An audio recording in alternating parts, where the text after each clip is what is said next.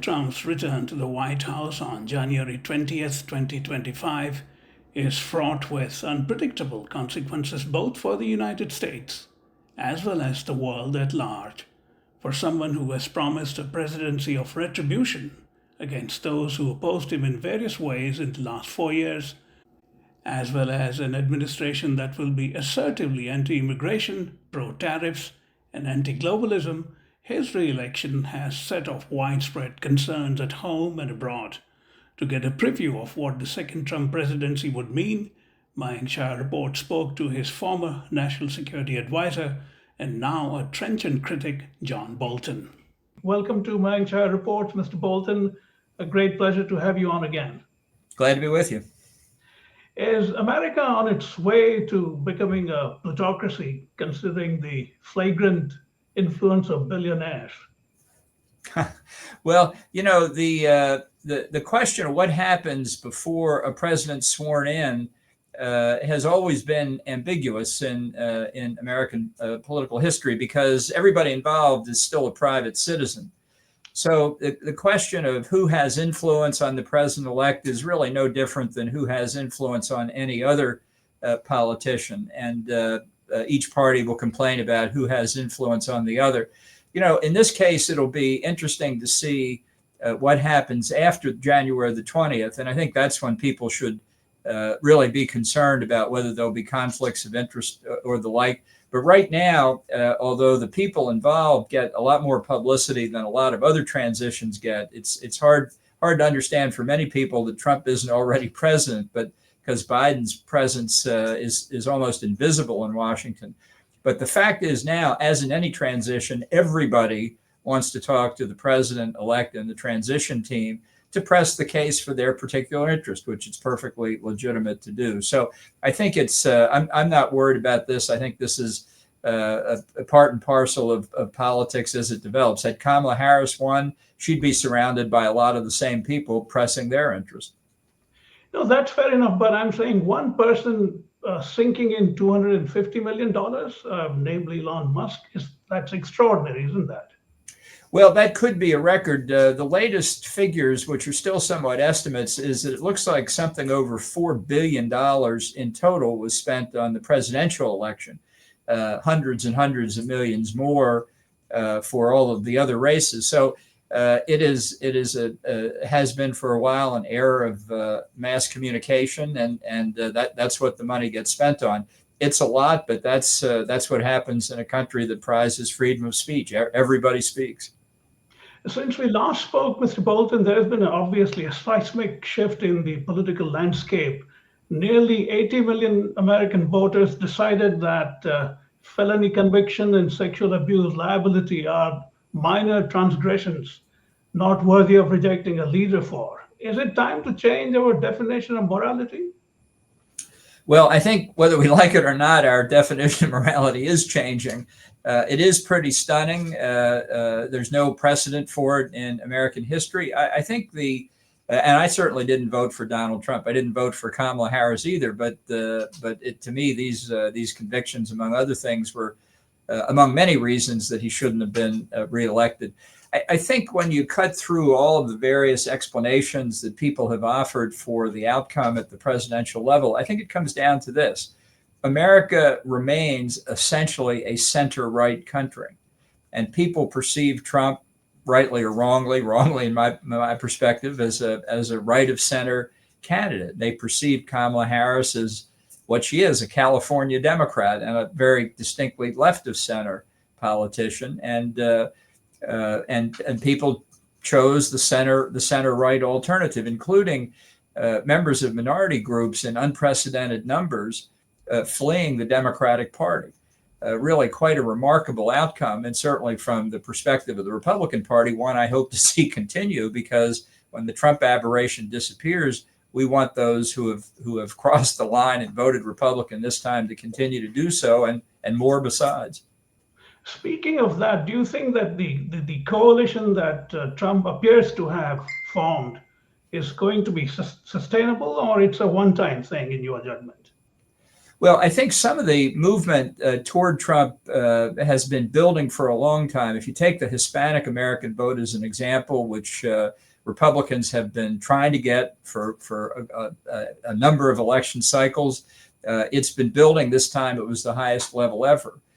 The African American vote, the same point applies, although the percentage of Black Americans voting for Trump and Republicans generally was still much lower than Hispanic Americans. But I think these are trends that are produced by the Democratic Party's own march leftward. That many people feel alienated by some of the ideological obsessions of the Democratic Party. We call some of them in this country, we call it wokeness, that just don't sit well with people. And the Democrats have lost their moorings as the party of the working class that they really used for much of the 20th century to great success. They act like they don't care about the working class, black, white, or whatever. And that came back to bite him. The most interesting statistic, I think, is that Trump got, roughly speaking, about the same number of popular votes for president he did in 2020. And Kamala Harris got, I think, roughly 7 million votes less than Biden did, meaning, well, there's some switching back and forth. Right. 7 million people didn't bother to vote for Kamala Harris. That's a pretty telling indictment. Mr. Trump is going to confront an even more fractious world now with Bashar al-Assad having been overthrown by Islamists in Syria, the broader Middle East led by Israel being in a giant mess, and the Russia-Ukraine war now almost approaching its third year. Given that Trump is an avowedly non-globalist, how do you think he'll deal with this multiplicity of issues? I'm quite worried about how Trump will handle these different crises and really the global situation as a whole. Just to take the immediate case before us in Syria, Trump sent out one of his social media posts yesterday saying that the U.S. should just stay out of Syria. Now, if that means that there's no need for additional military presence in Syria, I can understand that, although I do think the Biden administration correctly over the weekend attacked several ISIS positions in Syria from the air. The new regime in Damascus could well turn out to be an ISIS-affiliated regime. That's where they started some years ago. We'll now see if they've changed or whether they're still Sunni extremists.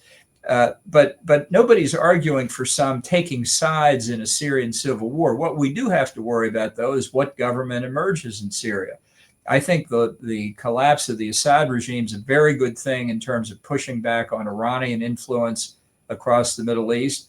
But a terrorist government in Damascus would threaten Israel, Jordan, potentially Lebanon, and others. And we don't know what the Turks are up to in northern Syria. So it's very complicated. There are a lot of American interests involved and interest of our friends and allies. And if the Trump position is we don't care what happens in Syria, that's a mistake. Not just that, since you've mentioned what he said over the weekend, he also said this: what I will do is dismantle the deep state warmongers and keep us out of never-ending wars and restore peace in the Middle East and make Syria great again. I don't know what that means, make Syria great again. But the fact that he keeps harping on deep state, how do you look at that philosophy? I'm very worried that what that indicates is that he remains serious about withdrawing from the NATO alliance, perhaps withdrawing from other American alliances at a time when I think the threat posed by the China-Russia axis, which is still developing, it's not completely formed, but that axis, its outriders like Iran, like North Korea, like others, really do pose significant threats in Europe and the war in Ukraine and the Middle East, as we've just discussed, along China's Indo-Pacific periphery.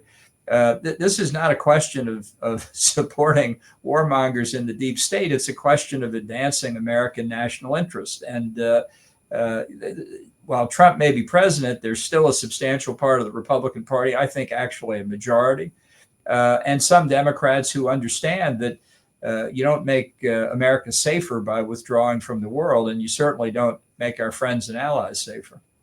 You yourself tweeted that NATO itself is in trouble in a second Trump term, and that he does not understand why the collective defense alliance of NATO is crucial for maintaining peace in the region.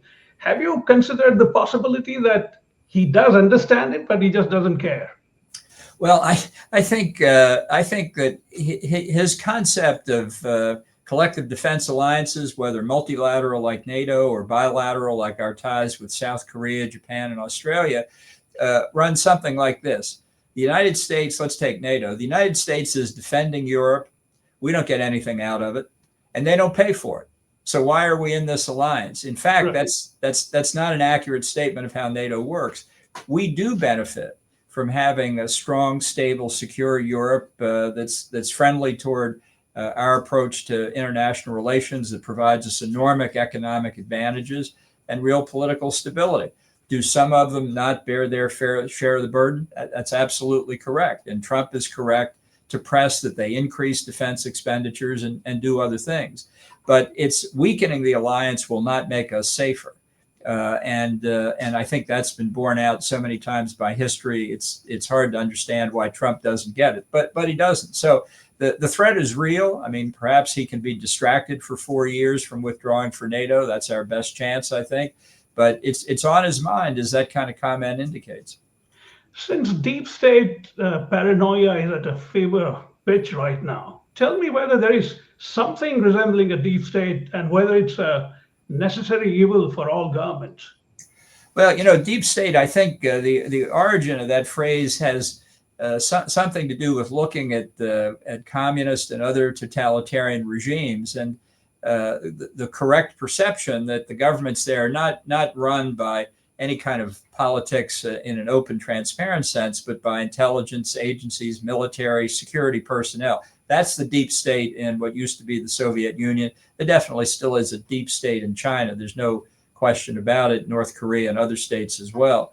There isn't any deep state in the United States. They couldn't keep the secret long enough if there were. I do think we've learned, though, over the years from public choice economics and other studies of government, that government agencies and parts of government agencies develop cultures of their own. The U.S. State Department has one culture. The Treasury Department has another culture. The Defense Department has another culture. Those are bureaucratic phenomenon, as I say, that public choice economics has helped explain for us. And it is difficult, particularly for Republicans in the United States, when you come into office and face these cultures. My approach in the government jobs I've held is learn what the cultures are, not to join them, but to get a driver's license as to how to make them do what the new administration wants. And, if you treat what is a sociological phenomenon, whether we like it or not, as a conspiracy, you're not going to be able to understand it. And you're not, more importantly than anything else, not going to accomplish what your newly elected president says he wants to accomplish. So this, to me, is just a common sense way of approaching what in 1980, the Heritage Foundation said to Ronald Reagan would be steering the elephant, how you make this huge government move in the right direction. You express a rather damning view of the nomination of Kashyap Patel as FBI director, and I quote you. You have said that Trump has nominated Kash Patel to be his Lavrent Tiberia, the NKVD boss, who once reportedly said to Stalin, "Show me the man and I'll show you the crime." Fortunately, the FBI is not the NKVD. The Senate should reject this nomination unanimously, unquote. What are the prospects of Senate following your advice? Well, I don't think it'll be 100-0. I think the vote could be fairly close. What's going on here is a kind of theater with Republican senators who don't want to vote for a significant number of these nominees. They think they're unqualified and unreliable, undependable, but they don't want to stand out in the rain and oppose Trump directly. So the question is, how can the faults of these nominees be made clear before there's actually a vote, meaning that some of them might have their nominations withdrawn. We saw this a couple of weeks ago in the nomination of a fellow named Matt Gaetz, a member of the House of Representatives, to be Attorney General. He lasted, the announcement of he would be the nominee lasted about 6 days, and he had to withdraw. So this, as I say, this is a kind of shadow play going on and will continue right up until the 20th of January. We'll see how many make it to that point. How many actually get nominated. And then earlier in January, we'll watch some of the confirmation hearings and see if they survive that. What do you find particularly galling about Kashyap Patel's nomination? Well, I don't think he's qualified for the job, and I think that my reason to quote Lavrenti Beria, and you have the exact concern I have, is that there's a danger in a second Trump term that all of the common thread running through all of his nominations is that he's picking yes men and yes women. That he doesn't want their opinions; he wants them to do what he tells them. Now, people say, well, look, you're supposed to be loyal to the president, and ultimately he's the decision maker. Well, of course, the president's ultimately the decision maker, and loyalty is a good thing. It's a valuable commodity. But loyalty is not what Trump is looking for. He's looking for fealty.